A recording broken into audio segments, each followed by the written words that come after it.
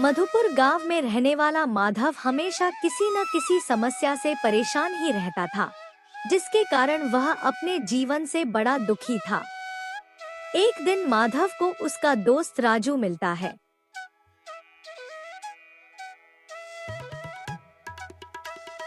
राजू माधव से, क्या बात है दोस्त, तुम बहुत परेशान लग रहे हो। सही कहा तुमने यार, जीवन की इन समस्याओं से मैं बहुत परेशान हो गया हूँ। एक समस्या खत्म नहीं होती है कि तभी दूसरी आ जाती है। ये जीवन भी न जाने कैसा है, समस्याओं से भरा हुआ। लेकिन हर समस्याओं का समाधान भी होता है यार, तुम ये क्यों भूल जाते हो।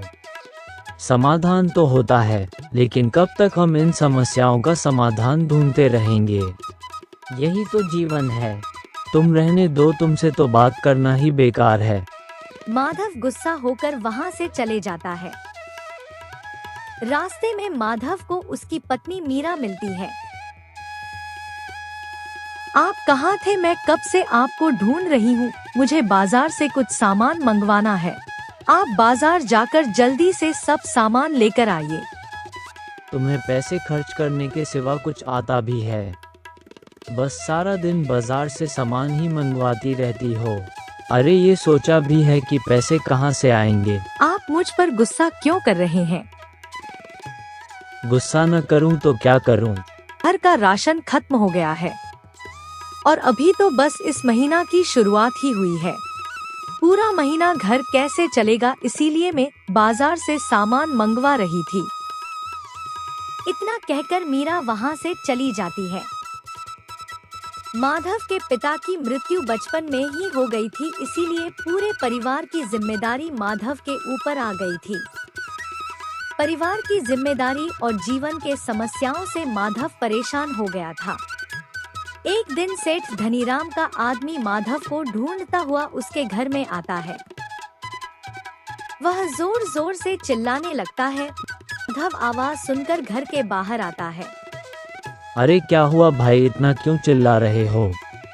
अरे चिल्लाओ नहीं तो क्या करूं, तुमने सेठ से पिछले महीने 50,000 रुपये उधार लिए थे, बोला था अगले महीने वापस कर दूंगा।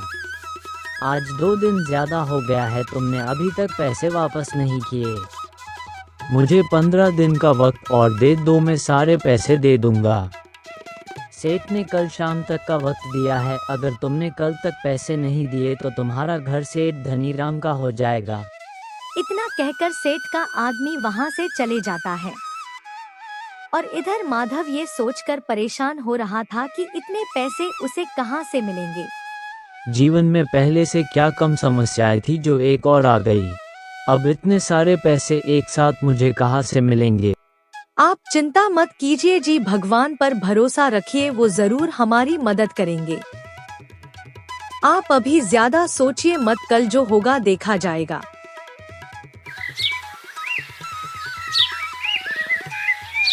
अगले दिन माधव किसी काम से बाजार जा रहा था। रास्ते में उसे एक चमकता हुआ पत्थर दिखाई देता है। माधव उसके सामने जाकर देखता है। अरे ये पत्थर तो सोने के जैसा चमक रहा है। आज से पहले किसी पत्थर को ऐसा चमकता हुआ नहीं देखा था। आखिर यह पत्थर इतना चमक क्यों रहा है? पत्थर देखने में इतना आकर्षक और सुंदर था कि माधव अपने आप को रोक नहीं पाता है। वह उस पत्थर को उठा लेता है। ये पत्थर देखने में इतना आकर्षक और सुंदर है कि कोई भी इस पत्थर को बस एक बार देख ले तो वो मोहित हो जाता है। अगर मैं इस पत्थर को सोनार के पास बेच दूं तो अच्छे पैसे मिलेंगे, कम से कम घर का राशन तो आ जाएगा। मैं इसे सोनार के पास ले जाता हूँ। वह उस पत्थर को लेकर बाजार चले आता है।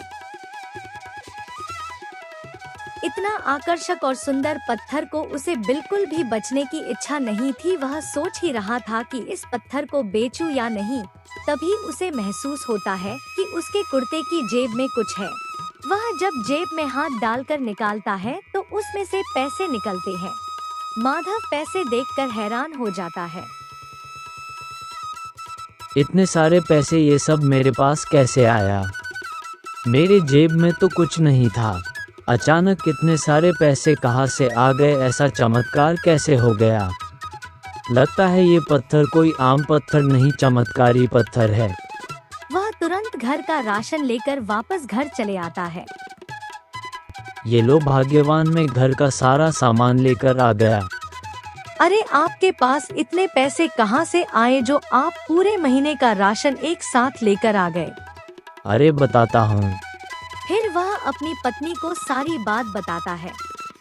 उसकी पत्नी को उसकी बातों पर भरोसा नहीं होता है। ऐसा सिर्फ कहानियों में होता है, सच में थोड़ी न होता है जी। ऐसा ही हुआ है। लगता है आप कुर्ते की जेब में पैसे रख कर भूल गए होंगे।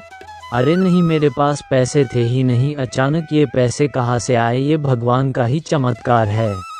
और यह है वो चमत्कारी पत्थर। माधव उसकी पत्नी को वो पत्थर दिखाता है।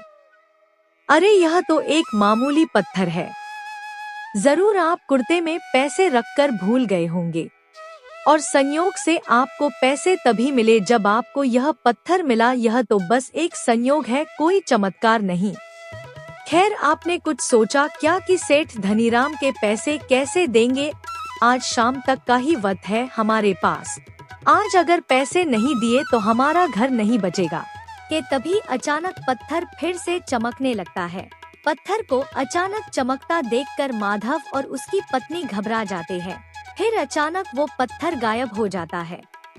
माधव और उसकी पत्नी पत्थर को बहुत ढूंढते हैं, लेकिन उनको वह पत्थर कहीं नहीं मिलता। अचानक यह पत्थर कहाँ गायब हो गया जी? तभी माधव की नजर बाजार से लाए हुए राशन के थैले पर पड़ती है। उसमें राशन के जगह पैसे भरे होते हैं। राशन की जगह पैसे देखकर दोनों चौंक जाते हैं। इतने सारे पैसे ये कहाँ से आए? इसमें तो राशन था। यह तो सच में चमत्कार ही है। अचानक राशन पैसे में कैसे बदल गया? तो फिर यह पत्थर कहाँ चला गया?